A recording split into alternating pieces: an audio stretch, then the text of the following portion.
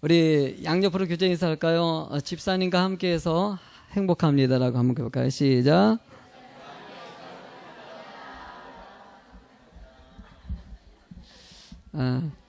저는 함께라는 단어를 참 좋아합니다. 왜냐하면은 늘 잊지 않는 것은 주님을 통해서 우리가 한 가족이 됐기 때문이죠. 그래서 함께한다는 거, 믿기 때문에 우리가 한 가족 될 수 있는 거 아니겠습니까? 같이 자라온 환경이 똑같겠습니까? 생각이 또 다르고 여러 가지 형편과 처지가 다 다르지 않습니까? 그냥 예수님 안에서 주님 믿는다는 것 때문에 우리가 한 가족 돼가지고 같이 예배드리고 찬양하고 교제하고 이게 이웃을 사랑으로서 나누기도 하고 다양한 일들을 진행할 수 있는 거, 이게 얼마나 큰 은혜입니까? 그래서 여러분들 함께 한다는 것 같은 건 이게 엄청난 큰 축복입니다. 여러분들 어쩌면 이 땅에서 우리가 천국에 가지 않았지만요, 이 땅에서 천국을 느끼는 것이죠. 같이 교제하고 같이 얘기 나누고 하나님의 일들을 하면서 즐겁고 행복하구나, 이것이 바로 천국의 모습이라는 것이에요. 여러분들 우리 예수비전교회가 그런 교회 되길 소망합니다. 그러기위해서 정말 필요한 것은 오늘 제목 같이 한번 읽어볼까요? 시작. 하나님과 함께하는 성도. 하나님과 함께하는 직분자라고 얘기하려고 그랬는데, 직분자라는 것보다는 성도죠. 저나 여러분이나 다 주 안에서 성도입니다. 그래서 성도라는 단어를 썼습니다. 재직 헌신 예배. 그래요. 교회가 하나님 은혜 가운데 성장하기 위해서는 많은 요소가 있지만은요, 저도 개척하기 전에 3년 동안 개척을 준비했어요. 3년 동안 준비하면서 많은 교회들을 다녀보고 또 책들을 읽어보고 여러 가지 사례들을 갖다 연구하면서 느낀 게 한 가지 있다면은, 교회가 성장하는데 목사님 한 사람으로 성장하는 경우도 있습니다. 있지만은요, 정말 건강한 교회는 목사와 성도님들이 은혜 가운데 합력해서 아름다운 것을 만들어내는 그런 공동체적인 모습들을 내는 것이 진정한 건강한 교회요, 본질적인 교회라고 얘기합니다. 저는 예수비전교회가 그런 교회가 됐으면 좋겠어요. 우리 집사님께서 얘기한 것 같이 정말 신학적으로 아주 뛰어난 박창훈 목사라 하더라도 저 한 사람만이 아니라 성도님들이 같이 마음을 모아줘가지고 같이 뭔가를 한 가지를 만들어가는 과정이 있지 않습니까? 지난 한 주간에 올 한 해 넘으면서 평신도라는데 여러분들이 교회에 좀 일원으로 들어와서 같이 활동하는 걸 좀 바라는 마음을 가지고 계획을 좀 짜봤어요. 의외로 여러분들이 마음을 모아주는 모습 보고 정말 목사로서 큰 힘이 됐어요. 새벽 예배도 제가 우리 안수 집사님에게 사회를 한번 시켜보고 진행했는데 잘하시더라고요. 각 부서도 마찬가지고 리더자들도 마찬가지고 나름대로 지금 애쓰고 노력하는 것이 보여요. 때로는 방법이 모르는데도 불구하고 그냥 믿음으로 아멘하고 하는 분들도 계시고, 오늘 이호승 집사님 같은 경우도 정말 쥐 옛날에 조금 했었다 그러는데 믿음으로 또 하시는 거 아니겠습니까? 이런 모습 보고요, 너무나 은혜가 되는 것이에요. 그래, 성도님들이 이렇게 마음을 모아주고 애쓰는 모습 보니까 큰 힘이 된다라는 생각이 듭니다. 그러면서 제가 우리 교회 주제가 또 떠오르는 거예요. 우리 교회 주제가 뭡니까?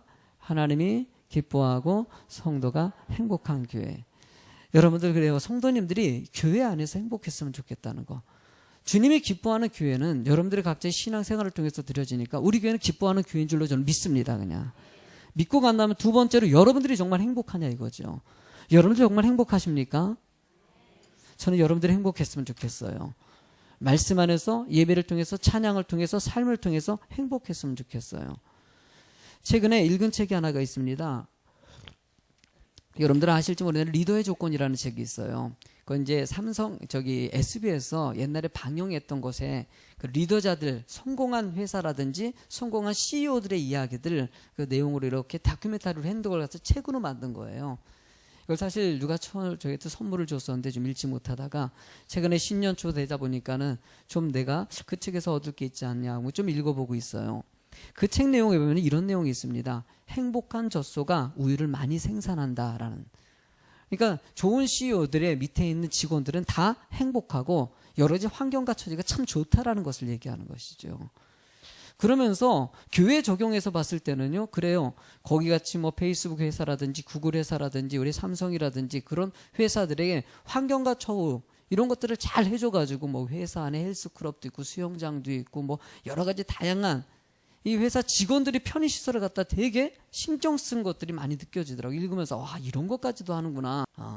물론 그런 부분이 있을 수도 있어요. 아는 교회, 요즘에는 뭐 교회 개척하는 패턴들이 달라져가지고 레포츠 교회 같은 거라든지 레포츠 교회 같은 경우는 교회 안에 체육관 시설을 다 세팅해 놓은 교회가 있어요. 안에 탁구장도 있고 족구장도 있고 테니스장도 있고 배드민턴장도 있고 이런 것들을 교회 안에 다 해놓은 거예요. 다.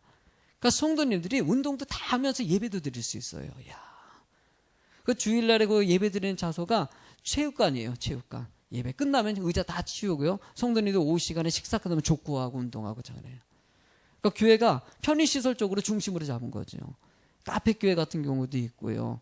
아니면 도서관 교회도 있고요. 요즘엔 분식점을 해서 개척하는 교회들도 있어요. 안에서 떡볶이 장사하다가 주일날엔 거기서 또 예배 드리기도 하고.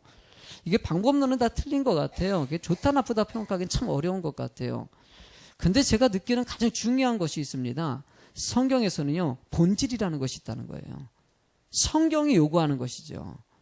우리들이 생각하는 이런 방법 저런 방법 있지 않습니까? 제가 책을 읽으면서도 이런 방법 저런 방법도 있다라고 얘기하지만은 성경에서 얘기해 주는 방법은 도대체 무엇이냐 이거죠. 성경은요, 여러분의 진정한 행복이 환경과 조건에서 오는 것이 아니라 주님이 내 안에 계심으로. 누가? 성령님이 나와 함께 하심으로 그것이 우리에게 기쁨이라고 얘기합니다. 그래서 여러분들 성도들에게 하나님의 뜻이라고 얘기합니다. 하나님이 가장 원하는 것이 있는데 그것이 무엇이냐? 항상 기뻐하라. 쉬지 말고 기도하라. 범사에 감사하라. 이는 너희를 향하신 하나님의 뜻이다라고 얘기하고 있어요. 너무나 많이 들었던 얘기 아닙니까? 항상 기뻐하라. 아니, 시스템이 안 갖춰졌는데 시설이 안 갖춘데 어떻게 기뻐합니까? 시설을 보라는 것이 아니죠. 누가 내 안에 계시기 때문에, 성령님이 내 안에 계시기 때문에 우리가 기뻐하라는 것이죠. 왜 쉬지 말고 기도하라고 합니까? 왜 하나님께 늘 기도하고 주님과 교통하는 관계를 가지게? 성령님이 내 안에 계시니까 기도하시는 거예요. 기도한다는 거 뭡니까? 기도는요, 대화입니다. 대상자가 있어야 되는 것이에요. 예? 할렐루야. 예? 여러분들이 이렇게 뭐 할렐루야 하면은요, 아멘 하시고 하니까 대상자가 있으니까 제가 설교를 하고 여러분 응답받고 얼굴도 돌리고 이러는 것이지. 옛날에 개척했을 때 제가 그분하고 오래간만에 전화했는데 개척했을 때 성도 한 명이 나온 적이 있었거든. 아무도 없고 한 명 거기서 하죠. 그 얘기 했었지요. 뒤에 혼자 왔으니 얼마나 초신자가 혼자 왔지 목사님하고 단둘이 예배 드리니. 예? 성도가 이렇게 많을 때는 지금데 이렇게 많을 때야 이쪽 봤다가 이쪽 봤다 이쪽 봤다는데 성도 한 명 있어요. 끝에 맨 끝에. 그럼 어딜 보겠습니까? 나야 그 성도 보고 얘기하죠. 그 성도가 시작할 때부터 끝에까지 한 번도 고개를 안 들었어요. 한 번도 안 들고 숙였다가 주기도문 딱 하니까 떠났어요. 그래요. 뭔가 그 성도가 내가 중간에서 그래도 뭐 오셨으니까 뭐 반응이나 보여요. 잊혀지지가 않죠. 그 성도에게 뭐 하면서 하나님이 함께 하십니다. 한 말도 없어요. 아멘이 아닙니다. 내가 중간 넘어가면서 내가 아멘을 했어요. 내가 상대방이 멋쩍으니까. 그래서 뭐 하나님이 우리를 도우십니다. 아멘. 그러고 막 그랬던 기억이 나요. 그래요. 참 누군가 있으니까 이렇게 이리 보고 저리 가보고 저 성도는 어떤 반응이나 우리 청년들은 어떤 마음으로 이 말씀을 듣는지 우리 집사님 어떻게 듣는지 이렇게 반응 보이지 않습니까? 늘 반응을 보지요. 여러분들이 어떤 마음인지 어떤 자세인지. 하나님은요, 늘 잊지 마셔야 되는 건 하나님과 나와의 관계입니다. 내 안에 계신 성령님이 함께 하시기 때문에 서로 간에 이렇게 교제하는 것 같이 주님은 대화하기를 원하신다는 거예요. 그게 바로 쉬지 말고 기도하라는 것이에요. 늘 주님과의 관계를 놓지 말라, 뭐 이 뜻이 되는 것이죠. 여러분들 순간순간 기도하는 성도가 먼저 되십시오. 이건 기도할 때 꼭 무릎을 꿇고 골방에 들어가가지고 정한 시간에 기도하고, 물론 그것도 은혜가 됩니다. 그런 시간이 성도들에게 꼭 필요하다는 생각도 듭니다. 요즘에는 너무나 좀 산만해졌기 때문에 혼자 조용히 좀 하나님과의 관계를 갖는 시간이 좀 필요합니다. 그러나 여러분들 길을 가면서도 기도할 수 있어요, 없어요? 기도할 수 있고요. 여러 가지 일을 하면서도 기도할 수 있고요. 순간순간 하나님이 함께 하신 것을 생각하면서 주님께 고백할 수 있는 것이 바로 여러분들의 모습이라는 거예요. 저는 여러분들이 그런 은혜 가운데 살아가는 사람들이 정말 생각 가운데 행복이라는 단어 어디서 나오니까 감사에서 나오는 거예요. 늘 그리 아니하실지라도 감사하는 그런 성도가 된다는 것이에요. 그게 바로 행복이라고 얘기하는 것이에요. 여러분들 행복하십니까?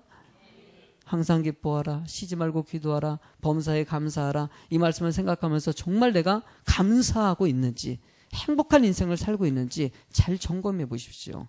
여러분들은 정말 행복한 사람입니다. 이건 왜냐하면요, 얘가 예수 믿고요, 하나님의 백성이 됐기 때문이에요. 이거 어마어마한 축복입니다. 종국적으로 천국에 갔을 때 이걸 여러분들이 알게 되지만 이 땅에서도 그것을 좀 감사할 수 있어야 돼요. 저는 오늘 본문의 말씀에 여러분이 고린도 후서, 전서랑 후서, 오늘 후서의 마지막 부분을 읽었어요. 이 고린도 전서를 갖다가 왜 쓰여졌냐를 먼저 생각하셔야 되는데, 고린도 전서는요, 바울 사도가 2차 전도여행 때 고린도 교회를 세웠어요. 그러고 나서 고린도 지역에서 떠나서 3차 전도여행을 떠나지 않습니까? 그러고 나서 비워놨더니만 고린도 교회가 은혜 가운데 시작을 쫙 처음엔 갔지만 시간이 지나면서 문화가 발전하고 하다 보니까 지역에 있는 외래 문화들이 많이 들어왔어요. 이방신을 섬기는 사람도 같이 따라 들어왔겠죠. 그러다 보니까 고린도 교회가 점점 타락하기 시작한 것이에요.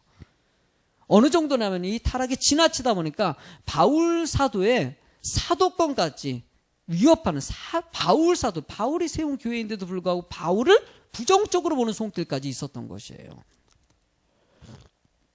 바울이 답답해가지고 이건 아니다라는 생각을 가지고 쓴 편지가 고린도전서, 고린도후서. 원래는 고린도서는요 3개의 편지입니다. 3편의 편지인데 고린도후서는요 2번째 편지예요. 3번째 편지는 없어졌기 때문에 3번째 편지는 아직 보지 못하죠. 그만큼 바울 사도가 고린도 교인들에게 편지 쓴 내용은요 여러 가지 이유가 있다. 일단은요 내가 하나님의 선택받은 목사다, 뭐 이런 얘기를 좀 많이 담고 있어요. 사도다, 나를 믿으라는 것이에요. 내가 너희를 위해서 기도했고 헌신했고 애쓰고 노력했으니까. 그러니까 바울 사도가 좀 변명하는 장면이 많이 나옵니다. 나 이런 사람이다. 뭐 저도 여러분들에게 그런 얘기할 수 있죠. 저 여러분들을 위해서 기도 많이 합니다. 정말 사랑 많이 합니다. 정말 여러분들 없으면 나 못 살아. 이러면 안 되겠다. 주님 없이 못 살아. 뭐 이를테면 뭐 이렇게 얘기할 수 있겠죠. 그러면 여러분들이 봤을 때는 딱 봤을 때 그걸 믿어주면 감사하죠. 아멘. 그냥 여러분들 정말 내가 사랑합니다. 그런데 여러분들 속으로는 아닌데. 목사님 늘 말로 사랑, 행동으로 좀 보여주세요. 뭘 사주던지. 뭐 이럴 수가 있지 않겠습니까? 그러니까 지금 당시의 분위기가 그래요. 자기 입맛대로 바울 사도를 평가하고 있는 것이에요. 사랑한다 그래도 사랑을 믿질 않아요. 내가 너희를 위해서 기도한다 그래도 기도를 잘 믿지 않아요. 이런 부분에 계속적으로 바울 사도가 난 너희들을 위해서 이렇다, 너희를 위해서 이렇다, 너희를 위해서 이렇게 애쓰고 있다, 노력하고 있다. 여러분 고린도 후서를 한번 읽어보세요. 전후서를 다 읽어보세요. 다 그런 내용이 가득 차 있어요. 그러면서 바울 사도가 자신의 삶에 있었던 모습들을 보여주는 거예요. 나 이렇게 생각했으니까 여러분 같이 이렇게 합시다.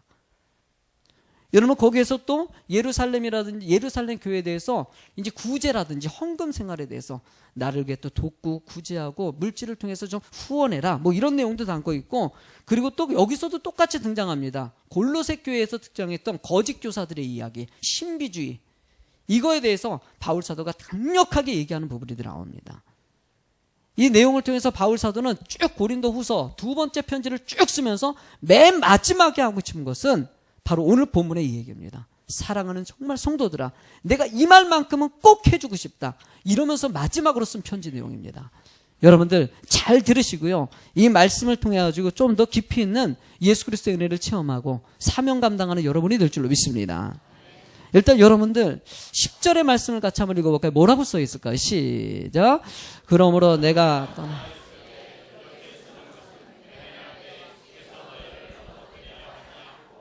세우려 하여 내게 주신 그 고난을 따라 엄하지 않게 하려 함이라. 여러분들 이 바울 사도가 편지 맨 마지막에 마무리하면서 얘기하는 것은 내가 지금 멀리 떠나서 지금 편지를 쓰고 있다. 그러니까 지금 고린도 지역에 바울 사도가 있어요, 없어요? 없어요. 멀리서 지금 편지 쓴 내용이에요. 편지 내용에서 내가 같이 있었다면은 엄하게 말했을 거라는 것이에요. 바울 사도는 여러분들이 봤을 때 우리가 바울 사도 닮자 그렇지만 초반전에는요 바울 사도 성격이 강했던 사람이에요. 안 좋으면 안 좋다 그러고 뭐 예배 시간에 딱 해서 예배 똑바로 안 들으면 야! 예배 똑바로 들어. 똑바로 앉아! 이랬던 사람이 바울 사도예요. 이런 스타일이 바울 사도예요. 우리 학생들 놀랬네. 너희들을 위해서 하는 거 아니야. 깜짝 놀랐구나 너희들. 미안하다 야. 고개 숙이지 말고 들어라. 그렇지. 나중에 바울 사도가 이렇게 변한 거예요. 나중에 바울 사도가 지적하는 것이 아니라 그냥 그럴 수 있다라면서 바울이 변한. 그러나 이 고린도후서 쓸 때까지는 바울 사도 자신의 성품을 너무나 잘 알았어요. 나는 분명히 잘못된 거에서 이거 아니다라고 지적할 스타일이라는 것이에요. 그런데 멀리 있기 때문에 하나님이 그렇게 해주셔가지고 내가 온유한 마음으로 글로 이렇게 하고 있다. 여러분들 하나님께서 우리들에게 원하시는 것은 다 바울 사도가 멀리 있건 가까이 있건 하나님은 여러분들이 성숙해지기 위해서 믿음의 삶을 통해서 좀 변화되길 원하시는 거. 교회는요 변화의 종교입니다. 아시죠? 교회는 변화되는 거. 믿지 않는 사람들이 변화되는 것도 있지만은요 믿지 않던 사람들이 생각과 판단과 모든 사고들이 영적으로 말씀 중심으로 변화되는 것이 교회 모습이에요. 그래서 여러분들이 달라져야 돼요. 세상에서 살던 사람이 그 습관 그대로 가져오는 것이 아니라 말씀을 들으면서 아 이건 아니겠네 이렇게 살아야 되겠지 노력해야 되겠다 뭐 계속적으로 가는 모습 되는 거 이것이 바로 여기서 얘기하고자 하는 삶이라는 거예요. 저는 여러분들 그래요.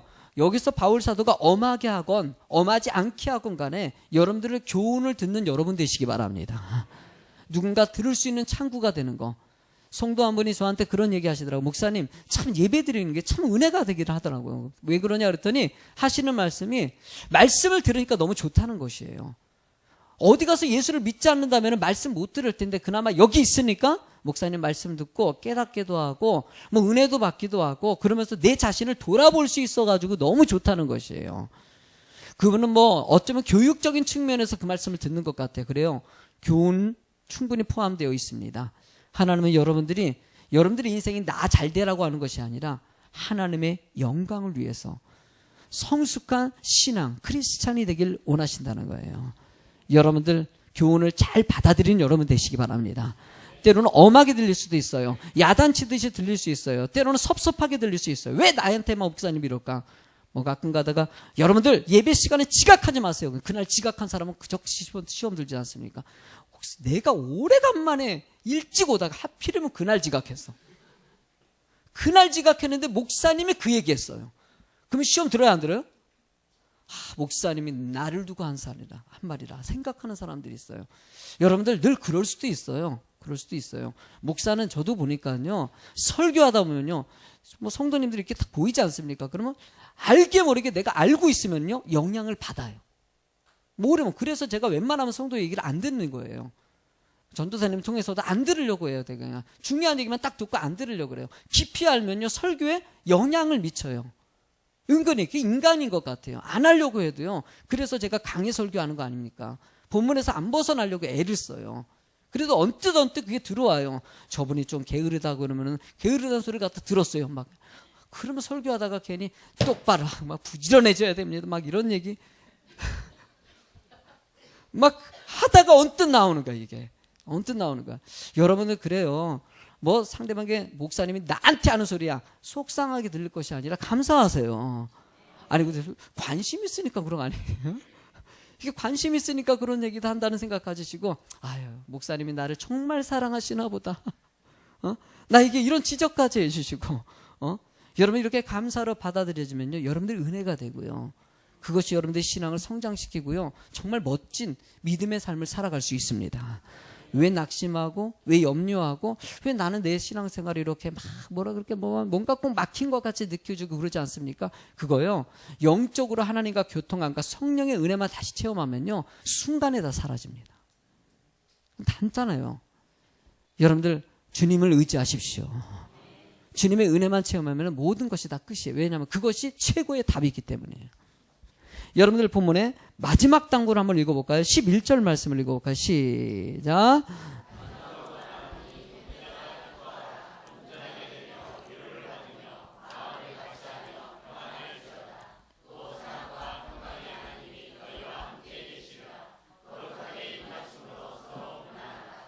아멘. 앞부분의 말씀을 한번 볼까요? 근데 이 본문의 말씀에 보면요, 명령어가 있고요, 명령어가 있고 여러 가지 이제 너희들이 받아야 될 것과 해야 될 것들에 대해서 요구가 있어요. 그런데 처음에 등장하는 거 보면요, 일단 뭐라고 해요? 기뻐하라라고 얘기하고 있어요. 형제들아, 기뻐하라. 그 문안 인사 같이 들리는데요, 이것은요 하나님 믿는 사람들에게 이 당연히 나타나는 성품의 모습입니다. 그러니까 너희들은 예수 믿기 때문에 기쁨이 있다 없다? 여러분들 기뻐하시기 바랍니다. 기뻐하세요. 왜냐하면 내 안에 주님이 함께 하시기 때문에, 천국의 소망이 있기 때문이에요. 그거 생각하면은 늘 오늘도 감사, 내일도 기쁨, 내일도 감사, 내일도 기쁨, 할렐루야. 이런 기쁨을 계속하면서 살아가는 거예요. 목사라고 해서 늘 그런 게 아닌 것 얘기하지 않습니까? 저도요 막 여러 가지 지치고, 그러니까 최근에 아시는 목사님이 이 찬양을 나한테 전화에다가, 너무 웃겨요. 우리 고 목사님도 전화에다가 딱 걸었어요, 저한테. 그래서 목사님 무슨 전화 이름이 딱 뜨니까 말이야, 뭐 딱 받았는데 뭐라고 하냐, 내 영혼 지지 고 피곤할 때 그냥 그거를 앞부분을 부르는 거예요. 그래서 뜬금없잖아요. 뜬금없잖아요. 그래서 그냥 또 부르시는데 내가 여보세요 할 수 있어요? 그냥 네. 네, 이렇게 들었죠. 뭐 듣고 봤는데 목사님 힘드네요. 그러시네. 그렇죠. 근데 뭔가 좀 느꼈나 봐요. 우리 뭐 행복회 때 이렇게 목사님하고 채팅창만 했거든요. 몇 분하고 이렇게 했거든요. 카카오톡 뭐 이렇게 해가지고 이렇게 그룹 해가지고 잠깐 얘기 나눌 때 저도 힘든 얘기를 좀 했어요. 연말하고 연초에 대해서 좀 힘든 얘기를 조금 표현했거든요. 그러니까 목사님은 자기도 힘들지만 목사님도 힘내라고 얘기하면서 나한테 불러준 거예요. 그러니까 나한테 불러준 거죠. 그 너무나 위로가 되는 거예요. 그래서 목사님 많이 힘드신가 봐요. 그랬더니 나한테 아유 목사님도 힘내라고요. 그래요. 참 고마워요. 누군가 있다는 게. 그러면서 목사님하고 그 얘기 딱 노래 부르고 몇 마디 딱 나누면서 기쁨의 얘기를 확 바뀌는 거예요. 목사님이 먼저 이렇게 합시다, 저렇게 합시다, 우리 한번 열심히 뛰어봅시다. 아유 우리 참 은혜예요. 목사님하고 이렇게 만난 게 순간에 이제 기쁨으로 바뀌는 것이죠. 근심이 늘 있어요, 여러분들. 겉으로 보기에는 참 없는 것 같은데요, 가만히 앉혀놓고요 물어보면요 다 염려 있고 근심이 있고, 왜 나만 겪는 고난이냐고. 이건 정말 맞는 말이에요. 이거 정말 맞는 말이에요. 다 하고 있고 있어요. 저 사람은 겉으로 웃고 있는데 아니에요. 근심이 있는데 이겨내고 있는 것이에요. 염려가 있는데도 이겨내고 있는 것이에요. 그 여러분들도 이겨내라고 얘기하는 것이죠. 여러분들 바울 사도가 얘기하는 첫 번째, 기뻐하라. 정말 기쁨을 간직하라. 그러면서 온전하게 되길 노력하라고 얘기하고 있어요. 명령으로. 온전하다는 것은요 성도의 모습, 크리스찬의 모습을 만들어내라는 것이에요. 너희들이 지금 모든 부정적인 사고를 내려놓고 말씀 중심에서 하나님의 꿈과 비전을 바라봐라, 이렇게 얘기하는 거예요. 그러면서 세 번째로는요 위로를 받으며 라고 얘기하고 있어요. 참 그래요? 위로하라 라는 것이 아니라 위로를 받으라 라고 얘기하고 있다는 거예요. 이게 사실은요 성경의 말씀 좀 깊이 들어가면은요, 성경의 고린도 전후서를 맥락을 좀 이해한다면요 이 말 뜻이 이해가 돼요. 바울 사도는요 이 말만 명령조가 아니라 상대방의 위로를 너희들이 먼저 받아야 된다라고 얘기하죠. 이건 뭡니까? 바울 사도가 그들을 참 위로를 많이 했다라는 것이에요. 이거에 대해서 다시 좀 생각나게 만들었다는 표현이 더 많습니다. 그러니까 바울 사도는요 상대방에게 늘 위로하고 애쓰는 모습 있지 않습니까? 때로는 강하게 보일지 몰라도요 성도들이 잘 되길 바래요, 안 바래요? 바라죠. 여러분, 저도 우리 성도님 잘 되길 바랄까 안 바랄까요? 정말 바랍니다. 나 여러분들이 다 잘 됐으면 좋겠어요. 여러분이 기도하는 거 다 응답받았으면 좋겠어요. 아이들이 뭐 서울대학교 시험 치면은요 다 잘 봐가지고 다 서울대 들어가고 그랬으면 좋겠어요. 그냥 보지 않아도 막 찍기만 하면 다 맞고, 이건 아니고 공부를 열심히 해야 되겠죠. 그러나 마음은 그렇죠. 마음은 잘 되길 바라죠. 어쨌든 간에 성도가 성도님 잘 됐다는 소리 들으면 얼마나 큰 힘이 되겠습니까? 그걸 놓고 바울 사도는 늘 기도한 것 같이 어쩌면 이 말씀, 이 성경 말씀의 이 본문에서 위로를 받으면이라는 것은요 내가 너희를 위로한 걸 좀 기억해내라, 이거라고 얘기를 합니다. 그러니까 바울 사도의 그 내용 속에 알게 모르게 자신의 마음이 담겨져 있다라는 표현도 하고요. 내가 너희를 사랑하고 있다라는 것이죠. 저도요 그런 목사가 됐으면 좋겠어요. 정말 그렇게 그리고 성도들에게 간접적으로 역설적으로 얘기하는 거죠. 너희도 서로 위로하라는 거예요. 여러분들 서로 위로자가 되시기 바랍니다. 성도들은요, 서로 간에 위로받으면서 힘을 얻게 돼 있어요.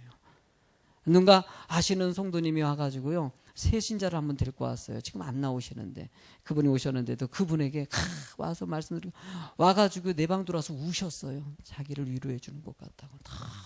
너무나 위로해 주고, 목사님 너무 감사해요. 너무나 감사해요. 왜 다 한마디 한마디마다 나한테 하는 소리 같다고. 그렇게 얘기하셨는데, 교회는 안 나와. 이게 한 영혼이 구원받는 게 쉬운 것은 아니에요. 그런데 나는 그 성도님이 그 새 신자 데리고 오는 그 성도의 마음이 느껴져요. 정말 영혼 그래도 사랑하겠다고, 서로 위로해 주겠다고, 옆에서 앉아서 제가 얘기 나누는데 손잡으면서 집사님 나 고마워 이렇게 오게 해줘서 막 이런 얘기 하는 거예요. 그러면서 마음에 막혔던 것이 풀려졌다고, 그러면서 힘을 얻었다 그래. 그날 다 풀어졌나 봐. 조금 남겨놨어야지 와서 좀 위로하는. 여러분들 그래요. 하나님은요, 서로 간에 어쨌든 위로해 주는 자가 되길 원하셔요. 여러분들 눈빛을 보면 느껴져요. 여러분들 서로 간에 이 따뜻한 관계가 있으면은요, 눈빛만 봐도요, 그냥 참 느껴져요. 딱 필요와요. 아, 힘든 게 있냐 없냐라고 느껴져요. 그럴 때 넌지시 가서요, 이렇게 손을 한번 이렇게 잡아주세요. 아멘. 그러면 그냥 안아주세요. 말 필요 없어요. 뭐 야, 기도할게 뭐 이건보다는 저는요 그래요. 기도할게 말 돼요. 기도해 줄게 뭐 할게 이런 거보다는 차라리 그냥 손을 잡고 같이 울어주는 것도 좋지 않냐 생각이 들 때가 있어요. 서로 그냥 손잡아주고 뭐 힘내라고 얘기하면서 조용히 기도해 주는 것이죠. 여러분들 한번 옆 사람 한번 손 한번 이렇게 잡으면서 이렇게 한번 이렇게 잡아줘봐요. 이렇게. 아유 장로님만 여기 떨어져서 뻘쭘하게. 예. 아유 예. 자 이제 손 놓으세요. 그래요. 우리 서로 위로해주는 사람이 됐으면 좋겠습니다. 우리가 세 번째로는요, 마음을 같이 하라라고 얘기하고 있어요. 여러분들 이 고린도 교회 부흥의 역사, 골로새 교회라든지 모든 초대교회 부흥의 역사에는요, 딱 이 단어가 모두 포함되어 있습니다. 같이, 마음을 같이 한다. 여러분들 마음을 같이 해주시기 바랍니다. 성도님들이 목사와 또 모든 리더자들과 함께 마음을 같이 해서 일들을 진행할 수 있다는 거. 이것은 교회 부흥에 큰 영향력을 미치고 지역을 변화시키는 데도 그것이 중심이 되기 때문입니다. 그렇게 마음을 같이하여 평안할지어다라고 얘기합니다. 여러분들의 하나님의 평안이 함께할 줄로 믿습니다. 이 평안도 하나님의 속성이기 때문에 늘 등장하는 것이에요. 여러분들의 마음에 불안한 것이 있습니까? 주님을 영접하시고 진정한 평안을 누리시기 바랍니다. 그리고 이 모든 것들이 이루어지기 위해서는요, 하나님이 함께 하실 때 된다고 얘기하고 있어요. 여러분이 하나님이 함께 하실 때 모든 것을 이룰 수 있어요. 왜냐하면 내게 주신 하나님의 능력 가운데 모든 걸 할 수 있으니까요. 여러분 오직 성령이 너에게 임하시면 너희가 권능을 받고 하나님이 내 안에서 그 힘으로 하나님이 하신다는 거예요. 누가 한다? 하나님이 하시는 거예요. 따라합시다. 하나님이 하신다.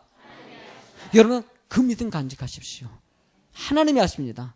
하나님과 그 힘으로 다시 일어나고 그 힘으로 오늘도 기뻐할 수 있는 것이지요. 그래서 저도 그렇고 여러분도 그렇고 순간순간 맡기는 일어나는 것이에요. 하나님께 또 맡깁니다. 또 내려놓습니다. 또 맡깁니다. 또 낙심원에 또 맡기고 또 내려놓습니다. 여러분들 그러고서 마지막으로 서로 무난하라라고 얘기하고 있어요. 서로 여러분들 상대방에게 무난하시기 바랍니다. 인사하라는 것이지요. 서로 간에 상대방을 갖다 살펴주고 얘기해주고 좀 물어봐 줄 수 있는 거 있지 않습니까? 공권사님 잘 지내셨죠? 예, 잘 지내셨대요. 어저께 뭐 먹었어요? 뭘 좋아하세요? 먹고 싶은 거 있으면 어저께 왜 안 오셔가지고 맛있는 거 먹었는데 아유 속상해 아주. 맛있는 거 볼 때 생각이 나잖아요. 안 오기만 해요. 다음번에. 왜 안 오시면 막 권사님도 안 오셔가지고 몇 분 하고 얼마나 속상한지 맛있는 거 먹는데. 이게 무난이에요. 무난을 좀 하세요. 좀 물어봐 주시고 안 보이면 안 보이냐 왜 안 보였냐 물어봐 주시고 같이 걱정도 해주시고 같이 이렇게 좀 염려해 주는 모습이 좀 필요하지 않습니까? 교회에 너무 혼자 왔다가 혼자 사라지는 분들이 많이 늘어나요. 우리 교회도요, 은근히 그런 분들이 많이 계셔요. 우리 교회 등록하지 않고 나오는 분들이 한 10명 정도 돼요. 그러니까 오셔가지고 그냥 앉았다가 가시는 거예요. 앉았다가 가시고, 그냥 그런 분들이 의외로 참 많아지고 있어요, 점점. 이게 뭐냐면은요, 사실 가족 공동체를 느끼지 못한 분들이 많아요. 그리고 교회 안에서 상처받은 분들도 많이 있고요. 그러니까 괜히 거기 들어가면 또 옛날같이 상처받을까봐 막 이런 염려 있는 분들이 잘 안 들어가려고 그런 경우가 있어요. 이게 은근히 있어요, 교회 안에서도요. 여러분들, 교회는 그래요. 들어오면요, 가족이 되는 순간 상처도 받을 수 있는 걸 아시기 바랍니다. 아멘? 왜냐하면 우리는요, 완전한 사람들이 아니기 때문에요. 나도 완전하지 않고 여러분들도 완전하지 않습니다. 실수할 수 있고요. 그래서 그것을 포용하고 수용력이 그래서 필요한 것이죠. 그것도 인정해주고 받아들여줬을 때 그게 온전한 관계가 될 수 있다는 것이에요. 아무리 사랑해서, 내가 늘 얘아들지만은요, 사랑하는 그 아내, 정말 너무나 좋아가지고 평생 같이 살겠다고 다짐한 그 남편, 그 아내, 서로 싸워요, 안 싸워요? 이 얘기하면요, 다 공감하셔요. 이 얘기하면요, 목사님, 맞아. 결혼 안 한 청년절이요, 싸운다, 나중에. 그러니까 너무 재지 마. 다 거기서 거기 하다. 응? 그냥 그럼 한 가지만 보세요. 믿음 생활. 아멘? 그 믿음 생활하는 거 봐. 다른 건 몰라도요. 왜냐하면 내가 전에 청년회를 갔다 17년간 하지 않았습니까? 학생회. 제일 느낀 거 한 가지는요, 이 믿는다고 해고 처음에 나왔다가 그냥 이 여자 자매가 너무나 결혼하고 싶어가지고 처음에만 신앙생활 잘하는 척하고 안 하는 사람. 한둘이 아니야. 퍼센테이지가 70%가 넘어가요. 그러지 않은 애도 있어요. 정말 자매가 믿음이 좋아가지고 남편을 참 믿음으로 세워주는 경우도 있긴 있더라고요. 근데 많지 않아요. 자꾸 그냥 그 아내랑 결혼하고 싶어서 교회 나와요. 이런 경우가 은근히 많아요. 여러분, 되도록이면 믿음 있는 사람 만나시기 바랍니다. 믿음 있는 사람 만나서 서로 은혜 가운데 교제하시고 수용하시고 받아들일 수 있는 마음이 되는 거. 여러분들, 그런 교제가 끊이지 않는 교회 됐으면 좋겠습니다. 마지막으로 13절 말씀을 읽어볼까요? 시작.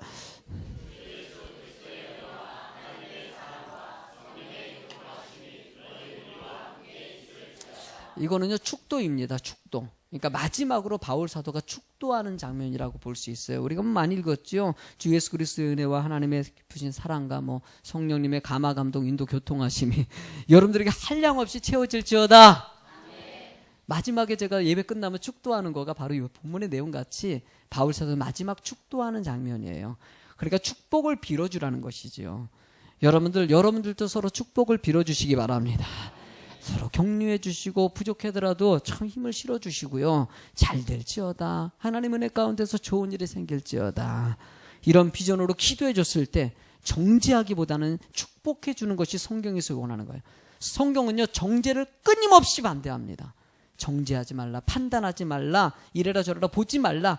근데 성경에는 축복하라는 말은 많아요, 적어요? 엄청 많아요. 네? 얼만큼 많다고요? 엄청 많아요. 그러니까 여러분들 입술에는요, 축복만 빌어주면 돼요. 축복만. 아니, 엄청 많은 얘기는 왜 안 하고 하지 말라고요. 엄청 얘기한 판단과 정죄는 왜 이렇게 많이 하냐 이거. 여러분들 정죄하지 마시고 판단하지 마시고 그냥 축복만 빌어주세요. 부족하더라도요, 여러분들 격려해 주시고 잘했다 얘기해 주시고 잘할 거다라고 얘기해 주시고 기도하다 보면요, 그 기도의 열매를 맺게 돼 있습니다. 저는 우리 직분자 헌신 예배를 통해서 사실은요, 충성하라라는 내용을 갖다 설교할까 이런 얘기인데, 충성보다는 충성이 중요할까, 여러분이 진실단 예수님의 사랑을 좀 알았으면 좋겠다.